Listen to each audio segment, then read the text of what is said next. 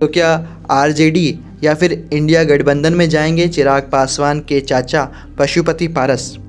बिहार में बीजेपी को चिराग पासवान और पशुपति पारस के बीच में से किसी एक को चुनना था और भारतीय जनता पार्टी ने चाचा जी को साइड लगाकर भतीजे को चुना। चिराग तो उनकी बात मान गए क्योंकि उनको 5 सीटें मिली। हालांकि उन्हें 1 सीट का नुकसान ज़रूर करना पड़ा, लेकिन अंततः वो मान गए।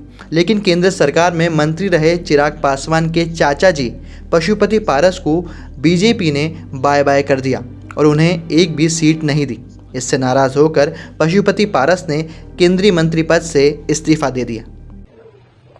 एनडीए गठबंधन के द्वारा बिहार में 40 लोकसभा सीटों के लिए किस दल को कितना सीट मिलेगा इसकी घोषणा हो गई।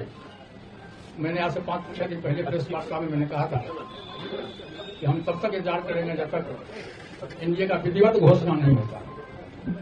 कल विधिवत घोषणा हो गया। हम लोग 5 सांसद थे, हमारी पार्टी में 5 सांसद थे। मैंने बहुत ईमानदारी, बहुत लगन से, वफादारी से मैंने एनडीए की सेवा की। आज भी मैं माननीय प्रधानमंत्री जी का शुक्रगुजार हूं और मैं आज भी देश के नेता हैं, बड़े नेता हैं, लेकिन हमारी पार्टी के साथ और व्यक्तिगत रूप से हमारे साथ नाइंसाफी हुई।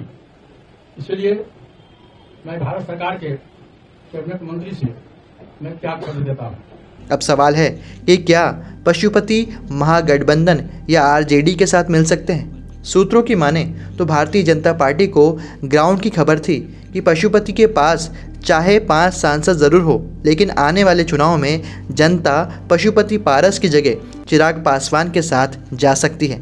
ऐसे में बीजेपी ने चिराग को वैशाली, हाजीपुर, समस्तीपुर, खगड़िया और जमुई की सीट दे दी।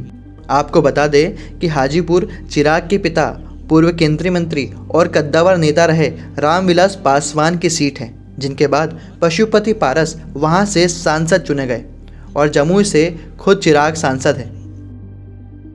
इस राजनीतिक डील के बाद पशुपति बेहद नाराज हुए। सुनने में यह भी आया है कि बीजेपी ने पशुपति को राज्यपाल बनाने की बात भी कही थी, लेकिन फिर भी पशुपति एनडीए में नहीं रुके। अब इसके बाद खबर यह भी आती है कि पशुपति पारस महागठबंधन के संपर्क में हैं और जल्द ही लालू यादव और तेजस्वी यादव से मिल सकते हैं। लालू प्रसाद यादव के पुत्र और बिहार सरकार में पूर्व मंत्री रहे तेज प्रताप यादव ने तो यह भी कह दिया कि हमारे यहाँ तो सभी का स्वागत है। तो एनडीए में तो नाइंसाफी होती ही है। अच्छा किया उन्होंने छोड़ दिया, उनको बहुत पहले ही छोड़ देना चाहिए था पारस जी को।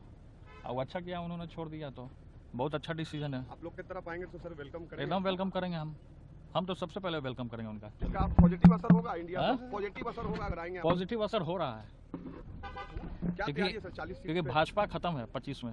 मेरा भविष्यवाणी है 25 में भाजपा खत्म। पर क्या महागठबंधन भी पशुपति पारस को सीटें देते हैं? यह भी बड़ा सवाल है। और अगर पशुपति पारस तेजस्वी और लालू के साथ जाकर इंडिया गठबंधन में जाते हैं तो क्या इस बार हाजीपुर लोकसभा सीट से चाचा और भतीजे के बीच चुनावी टक्कर होगी?